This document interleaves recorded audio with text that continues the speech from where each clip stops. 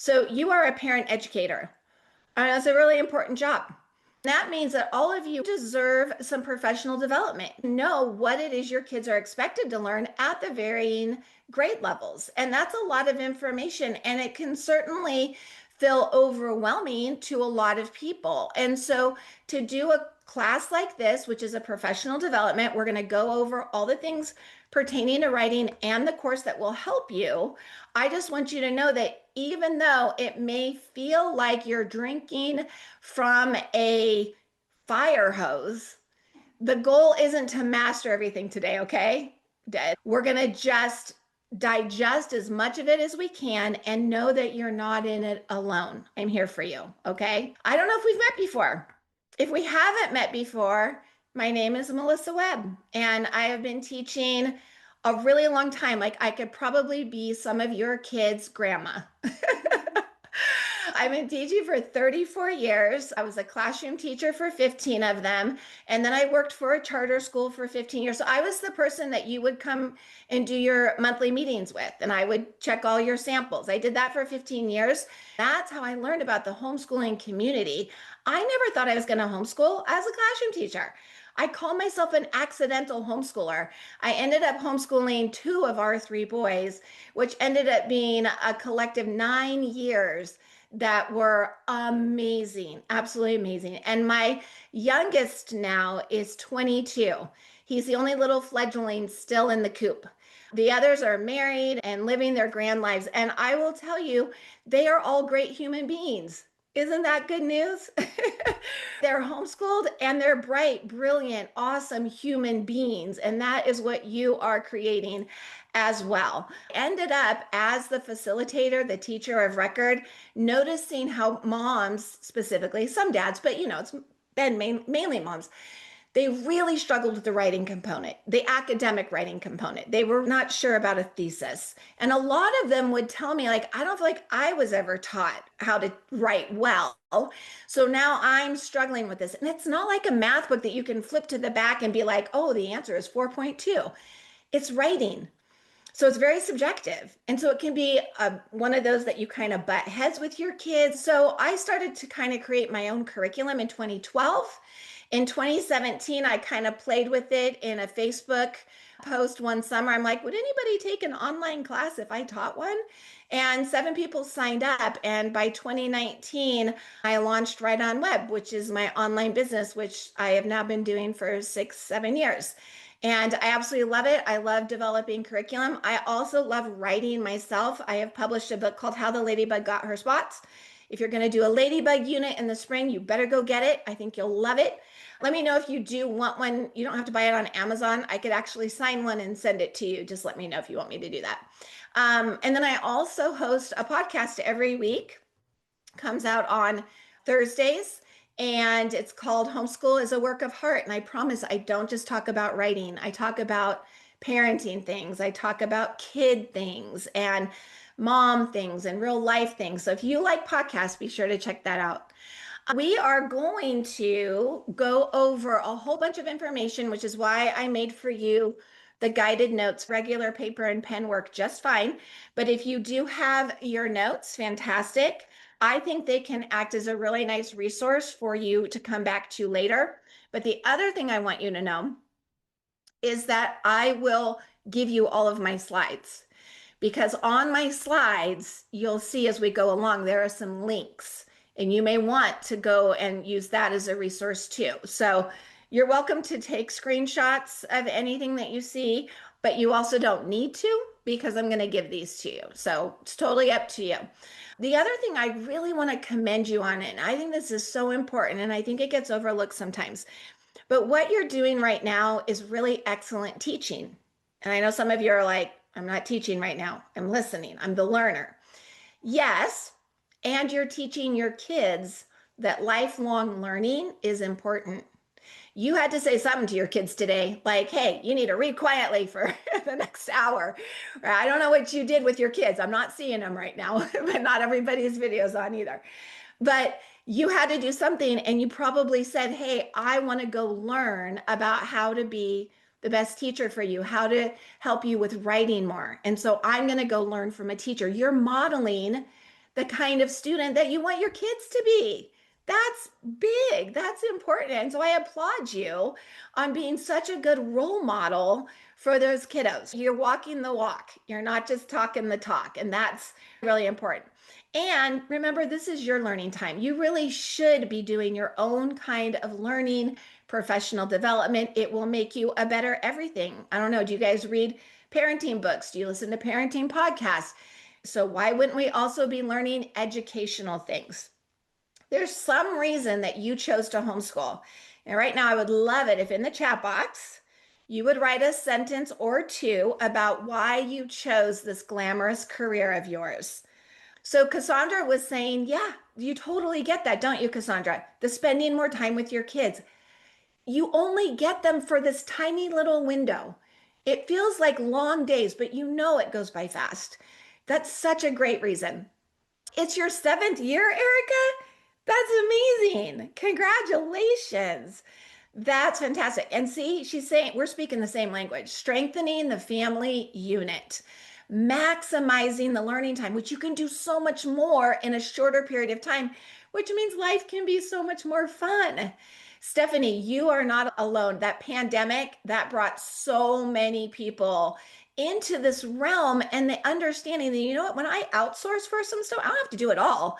And yes, traveling, Elizabeth, I love that. I hope you've gone to some really amazing places. Kristen says, I wanted to give my child better academic foundation. Yes, they're not going to slip through the cracks with you. I want to talk about the history of tests because I feel like when I was growing up, certainly when some of you were growing up, tests were really a reflection of the child. How smart is this kid? That was not how testing originated. So originally, tests were meant to measure the teaching effectiveness, how effectively the teacher was teaching. It was not meant to degrade a child. It was meant to help the teacher. And I want you to adopt this mentality because you can do that. Tests should not be about, is my kid smart or not smart? No, it should be a reflection on, do I need to teach that concept again? That's what it should really be about. Okay, so much better for everybody involved. The second thing is that it's meant to guide your instruction. And that's what it says on number 2, guide the teacher's instruction moving forward. Number 3, meant to objectively track progress over time. Not just one snapshot and we say the kid is this because of this one little test they took. No, no, no. It's supposed to be something that over time we start to see patterns. We start to see if there is a consistent area always needing extra help. The most important thing I really want you to take away today is that this mindset is, as we move forward, whatever we get done in the next 8 weeks, and I want you all to know, you keep this course for all of 2026, okay? I really need to take off any stress you're feeling right now. If you're like, I just don't know if we can do this. I don't know if we can write an essay every 2 weeks, you know, back to back to back. Let that go. If you only get through one by the time the testing window comes, that's okay. Writing's a marathon, not a sprint. So let's just get where we get, keeping it fun and comfortable, and focus on teaching. We're not focusing on testing. That will come. That's good news. It will. But our focus is teaching our kids these skills that are going to stay with them beyond high school, even beyond college. People do need to know how to communicate well in written word. Writing is thinking. It's just thinking on paper. So if you want to teach your child how to be a good thinker, absolutely, they need to know how to become a good writer. We're going to go over 3 important objectives. Number 1, I want to make sure you understand all the acronyms. That'll go quickly. But again, you're a teacher, right? You're a teacher. You're a parent educator. These are things you should know. Teachers know these things. You need to know these things. So we're going to go over that very quickly. Then we're going to talk specifically about grade level writing expectations for 3rd to 8th graders, because there's a difference between elementary expectations and middle school expectations, okay? And then I'm going to show you how we're going to practice. That's the plan. We all in? Okay, good. Again, relax, be ready to learn. I'm trying to turn down the fire hose, but it is a lot of information. I don't know how you took testing. Does anybody remember bubble testing, Scantrons? Does anybody remember that? There was a day when all the tests were bubble. Not anymore. It's come a long way. And I am in favor of it. And I will explain why. The number one reason being, if you are in a charter school and you're receiving funding, the kindest, best thing you can do is prepare your kids to show up and take those tests to the best of their abilities, because it reflects on the school. And so when people are out there saying, nobody knows how to homeschool, and we don't show up and actually take the test to prove differently, we're not helping the cause. I wish there were other ways to get that kind of benchmark in there, but there's not. That's how they do it. And that's how they compare us to the standard brick and mortar classroom. So again, let's get equipped. So CASP is a word you hear if you live in California and you're in any kind of a state-funded school. It stands for, the CA is California, and the rest is Assessment of Student Performance and Progress. So what is it? CASP is the test program for the state of California. Other states have their own, but they collect a lot of information from different tests. Like the science test is a different company than the math and the ELA company that does that test. So CASP holds it all together. They're the test program. Now, SBAC, which you may have also heard of, is a computer adaptive test. It's called a CAT, C-A-T, CAT test. And I like CAT tests. I'll tell you why. But it stands for Smarter Balanced Assessment Consortium. That's the company that actually gives the test and collects the results and sends those results to CASP. Does that make sense? We throw these around. And again, I just want you to not be overwhelmed by it. I just want you to be able to go, oh, got it. That totally makes sense. So a computer adaptive test, we're going to use Ben. He's going to be our example today. So Ben's 4th grade. He goes in to take the math portion on the SBAC, and it's computer adaptive. So he sits down, and it's probably going to start and give him some 3rd grade math problems. And he'll be like, got it, got it, got it. And after like 2 or 3, it's going to adapt to his intelligence, and it's going to give him 4th grade. So then he's going to do a few 4th grade math problems, and he gets all of those right because Ben is brilliant. And so it's going to adapt, and boom, it's going to move him up to 5th grade and 6th grade if he keeps going.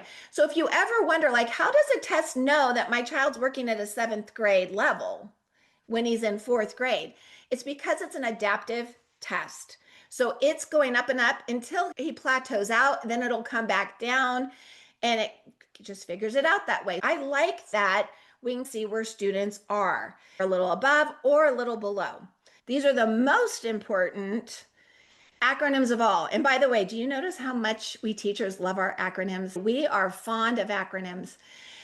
So the ELAPT is the English Language Arts Performance Task.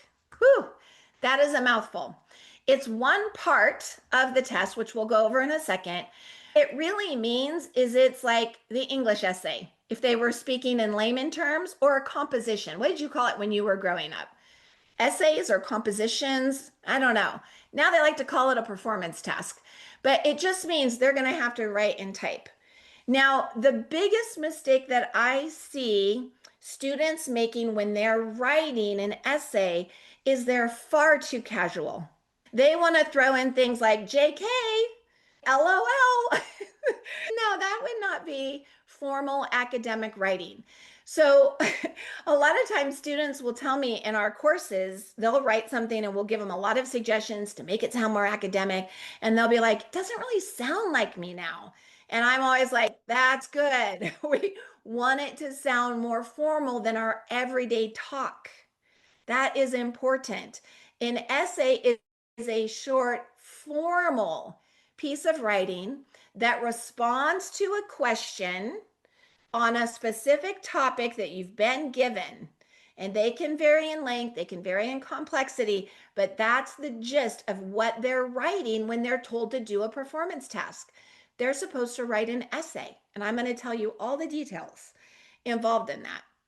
But what I want you to remember is that it's formal. Okay, here's another acronym. This is one I penned, pun intended. So to make sure that families would always remember that there are 3 styles of writing, I made this acronym PEN: persuasive, expository, and narrative. I want to make sure you understand the difference between all 3. This is critical. Lean in. Very important here. When you have a child who's in 3rd, 4th, or 5th grade, their persuasive is called the opinion performance task. That's what it will say on their test. It'll say opinion performance task. If they're in middle school, it's going to say your argumentative performance task. So they're going to use different language depending on the grade, which we'll go over. But both of those are persuasive and it has a purpose. So you need to teach your children what is the purpose of persuasive. To persuade your audience, whoever that is, convince them of your opinion. This is the time to be opinionated. And I don't know if you know this, but kids are very opinionated. Have you ever discovered this? I love starting with persuasive because I tell my students all the time, I'm like, I want to know your opinion about this. And they're like, you do? I'm like, yes, I want to know what you think. They're like, yes. So many kids, they just want to be listened to. They want to be heard. They want to have a strong opinion and have somebody go, do you have some really good reasons for thinking like that? That is empowering. So starting with persuasive is my favorite. The second style of writing is called expository. That's what I refer to it as. It includes informational, that's the key word that those younger kids will see on the test, or explanatory. And again, we're going to go over the differences a little bit later. But the point is to expose. Always help your kids bring out that base or that root word of those bigger words like persuasive, persuade, expository, expose. Use this language. Now, the important thing about the expository, think research paper. It's meant to just be informative. It's science facts. Just think factual. The number one reason why people drop in scores on this one is because kids give their opinion in an expository. So let's say they were studying penguins and they're talking about where they live and their climate and their predators and their prey. And then as they're reading, they learn that they're endangered. So all of a sudden in their essay, they start to say, and this is terrible. They're endangered, so we need to protect them. Do you hear a change? I just went from giving facts to now giving my opinion about the concern of them being endangered. So important that we differentiate those two. If it is not an opinion paper, then no opinion should be in there. Okay, that's important. And again, we're going to practice that in this course over the next several months. The last one is narrative. And those can be real or imagined stories. And the main goal, the main purpose of that, we want to entertain. Who doesn't love a good storyteller? It's an art. And there are pieces that must be included to make a story. So I'm going to give you a few more examples just so that you feel super clear on the differences, okay? So the first one, persuasive. You have to be opinionated in this one. So look at that article, 10 reasons you should homeschool your children. Is that person opinionated? Yes, in favor of homeschooling. They're going to tell you 10 reasons why you should do it. That's being persuasive. That's a whole article. That was just the cover. This other article was about the downside of drugs, caffeine, energy drinks, coffee, soda, pills. Do you hear an opinion there? Yeah, they are against caffeine. Caffeine, bad. And they're going to tell you why. These are very opinionated pieces. Eat breakfast. A persuasive style of writing is going to sound almost like a command sometimes. Here's your call to action. And point this out in the world around you. If you see an ad, if you notice anything when you're reading with your kids, point it out and be like, wow, does that sound opinionated to you, honey? That sounds really opinionated to me. I'd be curious to read and see if I agree with their opinion. I may or may not. right? These are good things to have conversations about. Expository should not sound opinionated. Notice the difference. Should you homeschool this fall? Right? That article is going to tell you reasons why you should, reasons why you shouldn't, but you get to make up your mind. Are energy drinks good for you? The pros and cons. They're not, Victoria Lancer is not trying to talk you into or out of enjoying energy drinks. She's just going to tell you the pros and the cons. She's going to give you information. That's it. Or I've got that tiger down there to remind you of a research paper. You need to stay on topic and think like a scientist. Think about facts. The last one is narrative, a really fun one. And again, stories could be made up. They could be partly true, partly not true, fiction, nonfiction, all of these fall into narrative. And again, the next time you're reading with your child or you're doing a chapter book, stop and talk about the things you're noticing. Like if a character says something funny, you're going to be like, oh, wait, go back and read that dialogue. Use writer's language. It's so important that they start to make the connection that between what they're reading is a lot like what they're now going to be writing themselves. So whenever you can make that bridge, you want to do that, okay? Super important. Okay, so we all know what the performance task is. Yeah, it's going to be the essay or composition writing portion, and it could be any one of those three. They could be asked to be persuasive. They could be asked to be informative. They could be asked to tell a good story. Okay. And no, they do not get to choose. That's why it's really important that you're practicing all three. I believe that 3 every semester just makes good sense. In my semester long program, that's what we do. Like right now in February, all my class, we're all writing a persuasive on the same topic together, and we're taking a month to do that. And then in March, we're all going to work on the same expository. And we have virtual meetings where kids share, like, hey, I just finished my notes, or hey, can I share my outline? And it's a writing community. So again, you're coming in at a great place. This course, fantastic. Go at your own pace. But if we really connect and you like the way that I do this, then in the fall, be sure to get into that class. So let's talk about the grade level expectations, shall we? What are your kids supposed to be able to do at the different grade levels? Teachers have to look at a lot of these documents that maybe you've not seen, but I want you to know that they're out there. So when you get this slide, if you're like, I want to see more of that, this is a live link, and it will take you to the document where you can actually look at what the CASP is requiring. As I mentioned, CASP is the test program. And it decides we're going to use Smarter Balanced for English language arts. We're going to do the California Science Test for the science portion. We're going to decide how it's going to be given in format, the different types, what grade levels are going to be taking it. CASP is the umbrella that decides all those things and then says, okay, SBAC, you're going to do language arts and math. Okay. Again, do you need this to live your life? No, but I think that information is valuable. And I just want you're an advocate for your kids. So I feel like you should know these things. One of the important things to know is that when your school, and if you know your testing window, that's brilliant. If you don't, I would ask your teacher of record or your facilitator. Your school gets to choose between mid-January to the end of June what 25-day period do they want to administer the tests. Some schools, for some reason, pick March. I wish they didn't go that early because we're still learning things. I wish they would wait until April. Now, I get not picking May because a lot of times we're out on May 25th and you don't want your window to run into kids are done with school. So April seems like a good one, but schools pick whatever they pick for whatever reason. But here's what I want you to know. You're going to be told your test day is this day, right? This is the window. This week we're doing state testing. And inevitably it will happen. Your child will get sick and you'll be like, we can't miss state testing. You're going to have to do it even though you're sick. But I'm going to say no.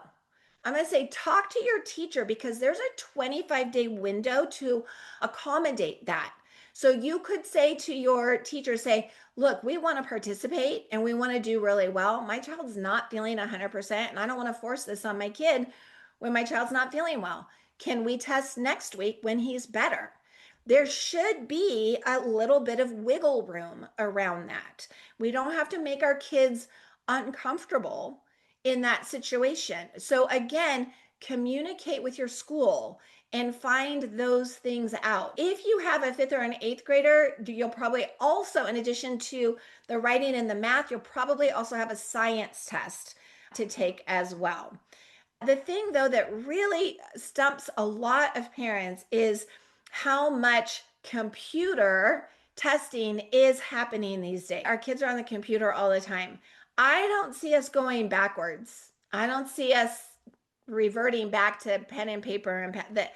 This is more efficient. It really is. And what a lot of homeschool moms tell me they didn't realize, and again, I will give you the link to this, digital literacy is part of the standards now.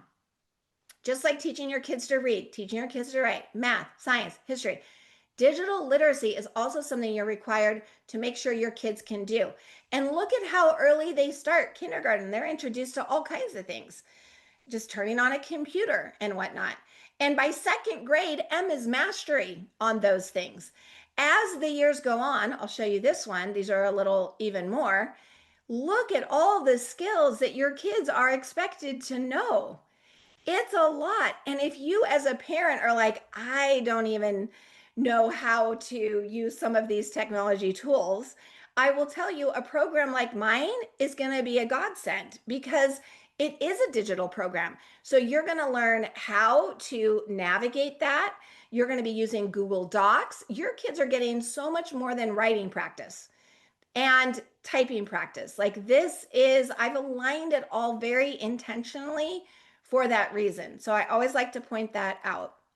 Let's jump in though and talk about expectations when it comes to the testing. There are 3 things that your kids are going to get scored on. A 4 is above grade level. A 3 will be at grade level. A 2 will be approaching grade level. And a 1 is below grade level. And they're going to get a 4, 3, 2, or 1 on organizing. They're going to get a 4, 3, 2, or 1 on development. Those 2 scores will be combined and then divided by 2. The nice thing is that on these tests, if your child, say, got a 4 on how well your child was organized, which we'll talk about how to do that, great. And then if you're like, yeah, but on that development, they maybe forgot to quote a source, so they got below grade level. So they got a 2 and they got a 4. They'll put that together, 6, and they'll average it. You'll still get a 3 working at grade level. So they do combine those. The grammatical piece is an entity on its own, and they are not super harsh about that because they know that the writing is all happening in one sitting. So let's first talk about what are they looking for in organization. Students must organize their thoughts with intention. That's why you have to understand those 3 styles clearly. Give an opinion, give facts and information, entertain. That's it. They're going to be doing one of those 3 things. The best organized writing has a thesis. And again, a lot of people are like, you're teaching 3rd graders the word thesis? Yes. Why not? It means main point. What is your writing about? That is what it means. And that is really important. So like right now in our class, we have our kids reading some articles on standardized testing of all things. This is actually a prompt that one of our students asked if they could research whether or not standardized tests are more beneficial or more costly to kids. And I was like, that's a good, let's talk about that. I would love to see, what side you're on. We always talk about opinion papers can never be right or wrong because they're somebody's opinion. And your opinion is your opinion. It's not about right or wrong. It's can you support why you think what you think? That's it. So we talk about creating a thesis. And in their thesis, they have to tell us what side they're on. It's called the claim, right? So they could be like, Standardized testing is more costly for students. Great, that's the side they took. And what 3 reasons make you believe that? Right? So it could be like it causes anxiety for children. It doesn't take into account their home life, right? Family could be going through a divorce or something, right? And so our kids are coming up with all of their thinking. You have to start with that. So when we do this course, you'll see that's the first thing we're going to talk about is let's organize our thoughts. The second thing we're going to do is we're going to develop those thoughts. So number 2 says students must develop their writing details using quotes and information from the articles that they will be given. So many kids, when they look at the state test, they're like, I have to read too? There's things I have to read and I have to write? Yes, but I always tell them it's a gift because all those articles have the answers you need to write really well because you can go quote something to back yourself up. If there was an article that said that research shows that in 2020, children who were taking a test had higher heart rates to back up they're under pressure and they're feeling anxiety, that is going to help make your point that much stronger. So again, this is where I talk to them, and I want you to talk to them about using great academic vocabulary. I don't know, do any of your kids ever get dressed up? Has Ben ever put on a suit and tie? Have any of your daughters, I think we also have a Mila in the class. Has she ever gotten her hair done or, like get her nails painted? There's times where we get more formal. It's part of life. So when we write formally, I tell that to students. It's like you're getting dressed up for a special event. I don't expect you to always talk like this. But when you're writing academically, I want to read it and go, is that a high schooler? I'm like, that's amazing vocabulary. There is a time and place for it. So this is a time to work on it. Then lastly, for the grammatical piece, like I said, they're pretty generous with this. They do want to see that kids know to capitalize a sentence, put periods at the end, but they're not going to be like, that should have been a semicolon there.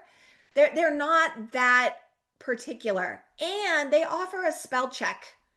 So it's really important when I'm going to show you, you're going to want to show your kids and share with them what I'm going to share with you. What's funny is on the one that I see now, it's not showing, but I know there's a spell check on test day.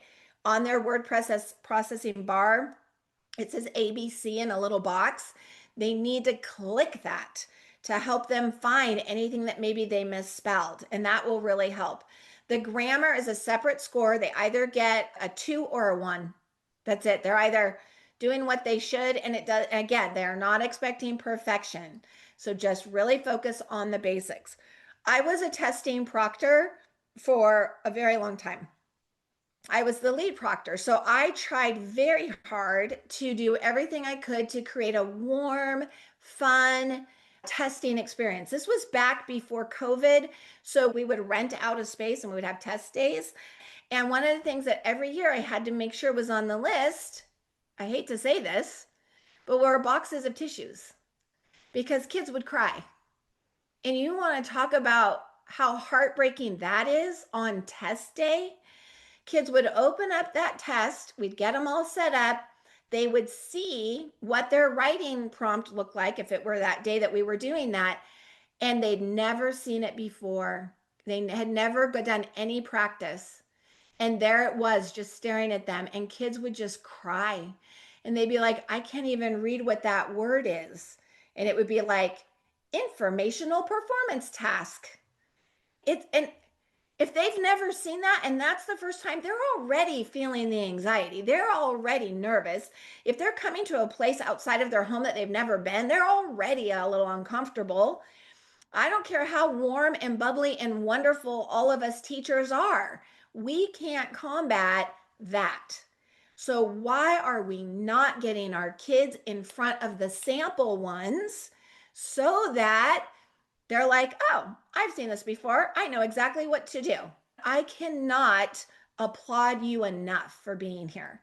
The fact that you're here tells me you totally are on the same page I am. We share some of these same thoughts about why we're doing what we're doing. It's because we care. We love our kids. And here's the thing, you can't help them on test day, but you can help them every day before that. You can sit with them. You can do samples together. And why wouldn't you? Those classroom teachers in the brick and mortars, they're showing it to their kids. They're like, hey, we're going to do some sample practices. They're prepping because they don't want their kids to have that meltdown, because that is not going to show what they're fully capable of. And I was going to share this. I've been collecting scores. Students love to send me their scores after state testing. All the people that are in this program are like, oh my gosh, look, Melissa, we got fours, we got fours. Now, I always tell you, I just want to see threes. Threes make me happy, but we do teach a four. We do. Because I feel like when you raise the bar, even if on test day they don't remember everything, odds are, since they practiced at a four, even if they remember most of it, they're going to score a three. They just are. And so many of them do above and beyond. So while I don't teach to the test, I teach these styles of writing, persuasive, expository, narrative, because I still use them in life. There are times that I have to be persuasive. I better know how to do that. There are times where I need to just get to the point, get detailed, be informative. And there's times where I do want to be able to tell a good story. These are lifelong skills. The bonus is they also align well with the ELA PT. So that's great. You're not wasting your time in any way, shape, or form. All right. So, like I said, grade level expectations are kids have to be able to organize their purpose for writing, right? That's really important that we're going to teach them how to create a thesis. No matter what grade level they are, that's what they're going to have to do. They also are going to have to develop with some of the research that they learned. They're going to have to put that in their writing, and they're going to want to check their grammar. And between now and whenever you finish this program, I am going to help you with that. All right, next we have some practical and stress-free ways of testing. So let's talk about the 3 most common questions that kids ask me, and so they're probably going to ask you. Your kiddos may be like, so mom, when am I going to know what prompt I get? Because you don't get a pick. You don't get a pick. It's just given to you. And the answer is not until the test day. Like when you open it, that's when you find out. So if you're like, okay, but we're going to test soon and I don't think we can practice all 3, which 2 should I do? Or which one should I? Your guess is as good as mine. Pick the one that they're most interested in so that you guys can hopefully make it a fun experience. And you know what? If they don't get that one this year, that's fine. This is just the beginning of our relationship. Let's keep working on writing. And every year they're going to get better. And eventually they're going to get the one that you just practiced. And so again, keep in mind, this is not a sprint. We're not trying to master everything in the next 8 weeks. We're getting a nice overview of everything. You're going to leave feeling more informed. You're going to have direction, all that good stuff. And how it turns out for this particular state test, it's going to be what it is. It's going to be better than had you done nothing. I will tell you that for sure. The other question that kids ask all the time is, how long does my writing have to be? 1 page, 2 page, 3 pages, 5 pages, 10 pages? And I'm going to tell you, you know what? They're not going to even count the number of paragraphs you write. They're not going to see how many pages long is. They don't care. They are interested in the quality of what you wrote. I have seen single paragraphs score a 4. Single paragraphs. Yep, they're long, a little bit of a run on there, but they did all the things. They hooked the audience. They gave a clear thesis. They supported their thesis with their development. They made it nice and clean. They offered a nice close. They score really well. The people who do the evaluations, it used to be real people. 2 years ago, they started using AI. I'm not really happy about that. I think real people should read real writers writing. I digress. Anyway, when they are going to evaluate it, they literally are like checking boxes. They're like, is there a source that's been cited? Check. Is there a main point? Check. They're just checking for these things. So fine, we can do that. We can totally do that. But again, remember, the goal isn't to be a great tester. The goal is to be a great writer. And your test will eventually reflect that you're a great writer. So we're not going to worry too much about that. We're going to focus mainly on those three things. Let's get organized, let's develop this, and let's make it grammatically clean. That's the goal. The third thing that kids ask is, oh my gosh, so many kids get really stressed with timed tests. And if I were told, hey, write an essay in 30 minutes, I would get stressed too, because the writing process takes time. There's usually articles you're going to have to read, right? There's going to be notes you're going to want to take. Always ask for paper and pen when you're doing the writing. I have had parents tell me that teachers only gave my kids paper for the math portion. They didn't offer paper and pencils for the writing portion. And I'm like, ask for it. Like, those kids need to ask for, they're absolutely allowed to have paper and pencil to write down their outline, to start to organize their thoughts. So again, just make sure that you make an advocate of your child. If they're at a facility, just say, politely ask for paper and pencil for the writing portion. You're allowed to use it, and you should. It is an untimed test. I have had students who have said they stayed for 4 hours. These are like big time writers, and they love it. They like get excited. Like, today's, I get to write my essay. I'm always like, I love your enthusiasm. But that's not most kids. Most kids are going to burn out at about an hour to an hour and a half. That's about how long they will take to do it. But technically, it is untimed. So they shouldn't be feeling any pressure. If they need to get up, take a break, get a sip of water, whatever, they can come back. Like, they should be allowed to stretch. Our goal is to not stress them out, but to actually give them the time that they need. So it's not a timed test, and hopefully that makes somebody feel better. So let's talk about how we would practice. Okay. So again, you're going to get these slides, and I think you'll really appreciate them, because when you click on this particular slide, woo, we're going to fly through cyberspace together.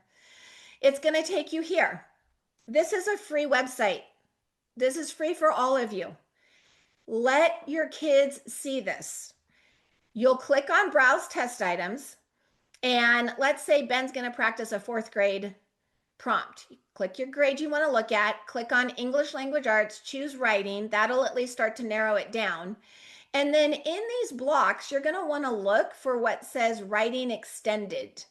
So there'll be a few of them, like this one right here. This one is a narrative. I know, because it says establishing a situation and introducing a narrator. So that's a narrative practice. What's this one? This is informative or explanatory. So let's just look at this one. Okay, I want you just to be a kid for a minute. Just be a child. It's test day. This is what you open up. Anybody overwhelmed? I would be. Ben's in 4th grade. He's a 4th grader. I don't know. Stephanie, is he what, 9?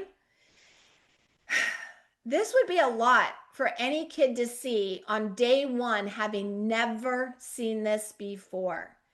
Please do your kids a big service by showing them this. And here's the thing I like to point out to my students, and I want you to use this.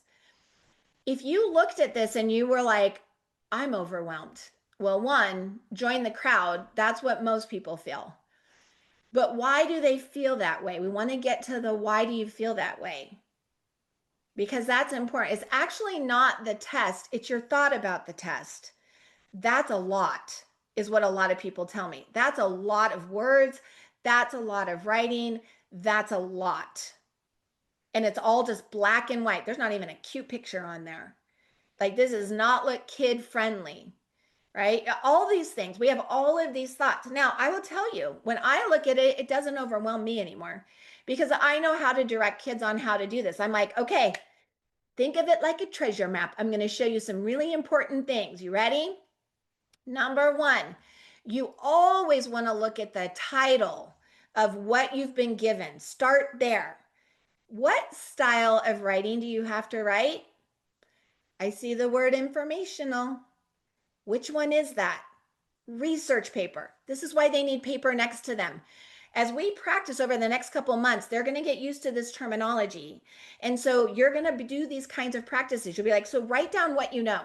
I would write down inform, research paper. No opinion in all capitals. Do not give your opinion. All right. The second thing that I would tell them to do is read your assignment. What do they want you to do with this? I always tell this story at the end of one of our testing times when he was all done. We were all waiting outside for parents to pick up, and his mom had told us that she was going to be a few minutes late. So we were just sitting there waiting for her. And I said, So you must be so happy that the writing portion is over. Yeah. And he's like, no, I actually loved it. I go, you did? You had a good time with the writing portion? He goes, yeah, I have been thinking in my head for weeks about this great story about a red race car. And I'm like, did you get a narrative that asked you to write about a red race car? What are the chances of that? He goes, no, it wanted me to like give my opinion about something, but I just told the story about the red race car. To which I was like, oh, okay. I'm sure it was a great story, honey. And then I let the mom know that score is going to come back NS, no score. He didn't follow the directions. They won't even score it. They won't even score it. I mean, he had fun, so yay for that. But teaching our kids to follow directions is really important. And so you want to say, so you're writing an informational, got it. No opinion, got it. What specifically do they want you to write about? It says your teacher wants each student to write an informational article that will be displayed with your science fair project. You decide to write about animals and where they live. Your article will be read by other students, teachers, and parents. Using more than one source, develop a main idea about animals and their surroundings. Choose the most important information from more than one source to support your idea. Then write an informational article about your main idea that is several paragraphs long. We're going to practice 3 paragraphs, which technically would be several. Clearly, organize your article and support your main idea with details from the sources. Use your own words except when quoting. Okay. So I make sure that they understand what is it you're going to write about. Again, you can help them today. You cannot help them on test day, but you can help them today. So we have to write about animals and where they live. Now, they also want you to use the articles they've given you. So what I want you to notice, do you notice how on the right-hand side of my screen I can scroll and the left side isn't moving? Do you notice that? That's because this is a dual screen. And I'm not sure it's the best way to present this test, but it's how they've been doing it for years. One of the very first things I want kids to know is that if you click this arrow that kind of looks like disco dancing, you can open it so that it's only the articles, and you can zoom in so that it's easier to read and feels less overwhelming. So let them know that. So now they're going to be studying. They have to find an animal and they have to find out about where it lives. They could maybe read this part about penguins. Maybe they're going to choose to write about penguins. That's in one of the articles. They might want to write about desert animals. They could pick one of those, snakes, lizards, or mice. And when they are writing, so they might say in their thesis, and remember, they cannot be using words like snakes are the coolest animal. That is an opinion. Remember, this is informative. There are many animals that live in the desert. That's nice and broad. And then they could go into specifics like snakes, lizards, and mice. And they could expand on what they learned from these articles, basically using that particular piece. Does that make sense? Use the articles. And I tell kids all the time, it's a gift. These articles are a gift. They have the answers that you're going to want and need. Now they will type it on this side. Right here, you can see the word processing bar. And there's usually at the end here, I don't see it this year, but usually at the end here, there's an ABC check. And that's where they'll do a grammar check. So just tell them about that. Please, please, please, please, please do not have them type on this website. It will not save. I have had people, for practicing purposes, they write their whole essay here And then when they leave, they're like, wait, how do I get back to that? It's a free website. You didn't give it your email. You didn't sign in. It's just a free practice site. It's not going to remember you. It's just not. So don't have them type on the sample page.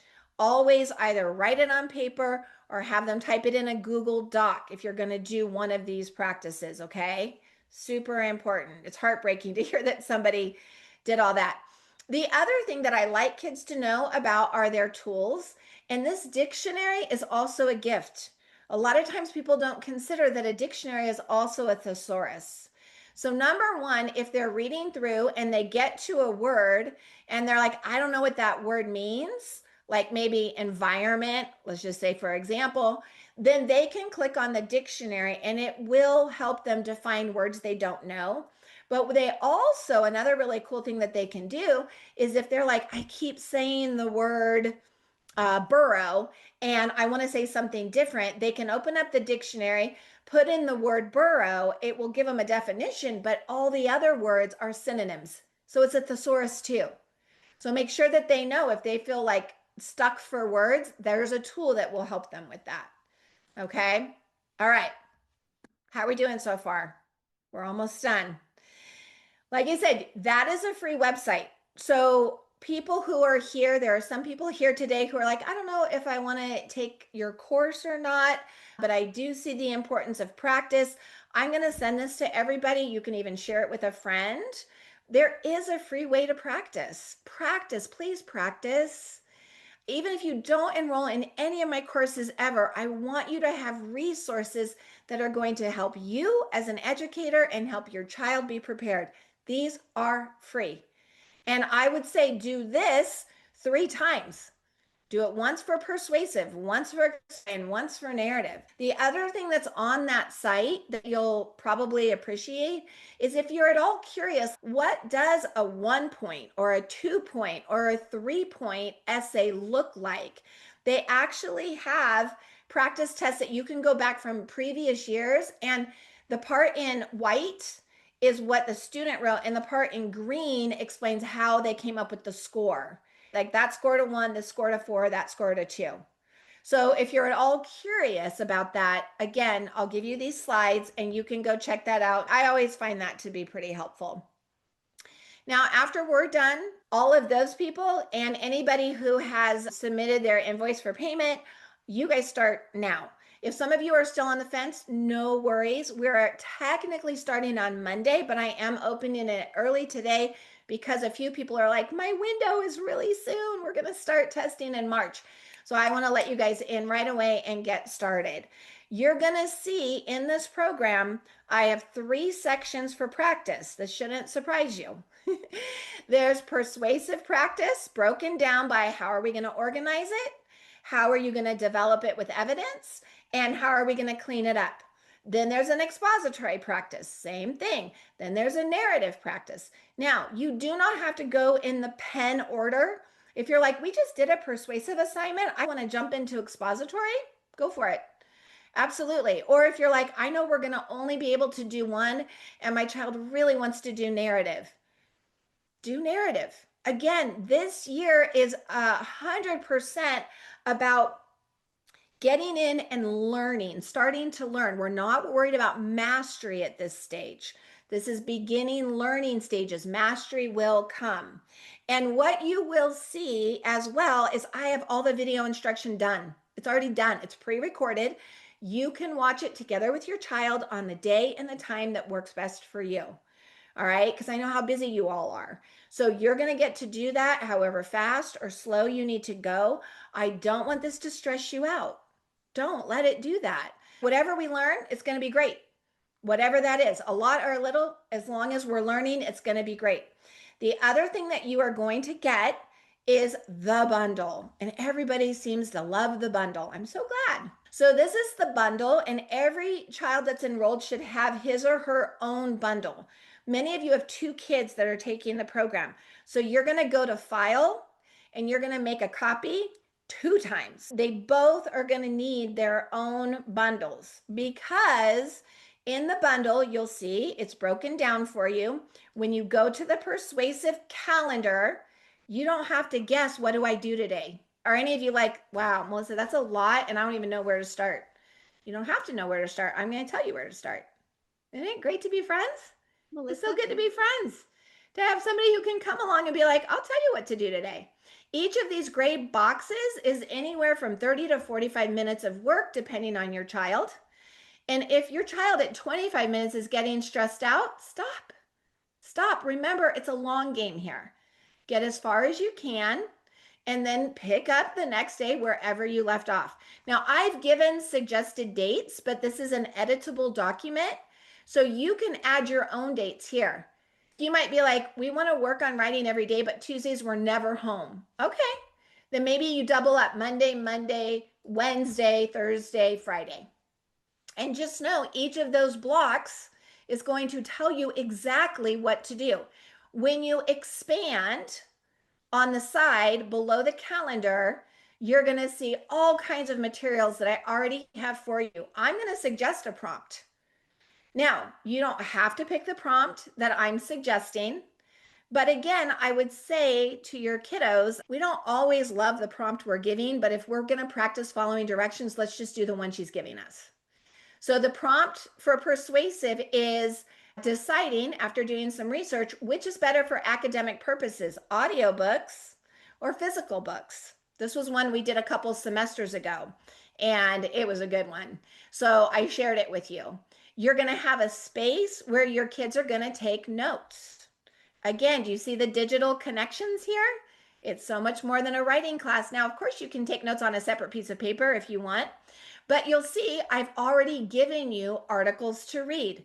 They don't have to read all of them. They might be able to just read one or two to collect enough information to get some pros and to get some cons listed, but all of this is here for you. Again, once you have your bundle, I'm never going to ask for it back. It's yours. If you keep up with the 2-week pace, great. If you take 3 weeks or 4 weeks or 5 weeks, if we're getting work done, we're getting work done. I really don't want you to feel pressured because a state test is coming up. Yes, do your best to prepare, but at the same time, it's a long game. Remember, marathon. When you start to get overwhelmed, be like, you know what? If all we really get through right now is how to write an introductory paragraph, we're good. That's more than we were doing before. That's progress. Progress is great. As you can see, I do love to color code things, and we will teach you a 3-paragraph essay. It's a great way to show on the state test that you understand organization, as well as it helps your kids introduce their main point, develop it with details in the middle, wrap it up. It's just a nice, successful way. Kids who do this show me really high scores. It just makes sense. But there's a lot of other things I have for you. There's a transition word list. There's a 4-color edit checklist. I will teach you how I use all of these things with my students in those videos that you will get in Teachable, okay? So the first thing that you're going to need to start is your Teachable account. And what I will be doing is sending you an email on how to do that. I do always like to point this out because some people are like, gosh, $200 for a writing course? That feels like a lot. I actually think we are given a steal of a deal. I don't know if any of you have ever used a tutor. I thought they were about $35 an hour, but somebody corrected me. They're like, that's like $55 to $60 an hour now. And it might be like a college student. And my question would be, how equipped are they to understand the CASP, the SBAC, the CAT? Like, are they, like, what are you paying for? But let's just say it was $35 an hour and you did that for the next 8 weeks. You'd pay $280 when what we're offering is $196. And you're getting all of this. And it's yours for the entire year. I'm not going to remove it from your account until January of 2027 when I revamp it, because I do it fresh every year. That's why I always invite people back if they want to do it again as like a little refresher. I'll have new prompts. I'll have new information to share with you. Okay. So I really do think it's a great deal.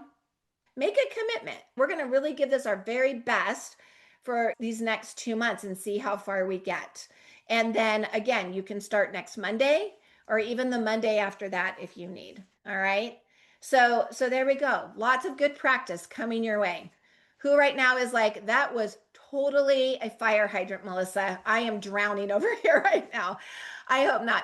Couple great questions came through. What format do we use for citing? Yes, so no, they won't be needing to do a bibliography or a works cited page. And you will hear about that in the course. But parenthetical citations are super easy. They can quote something they read, and at the end, just in parentheses, they literally write source one for the state test. They don't even have to say the author's name.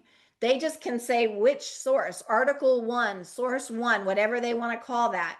That parenthetical citation does the trick. They also can do a lead in. So they could say, according to animals and their surroundings, an article written by, and they can do it that way too. That's called a lead in. And I will give you those examples in the course. You'll see both ways you can go. And it's not that one is better than the other. All right, who has questions? Who's overwhelmed? Who's excited? How are you feeling? Answer me that. Are you feeling informed? Are you feeling overwhelmed? Was this helpful? Are you encouraged? I will just tell you guys, I teach this to students, but I also want to teach this to you amazing moms to really take your thoughts captive and really think about your thinking.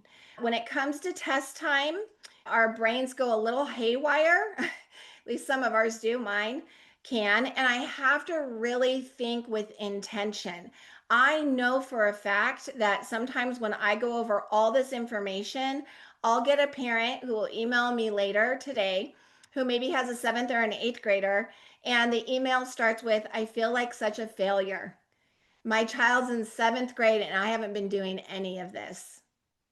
And isn't it interesting that our brain wants to tell us that? Are you a failure? No. None of you are failures. You're doing an amazing job. And you're human beings who maybe didn't have the tools or the information, but now you do. So, really hold space for those thoughts that are not going to serve you.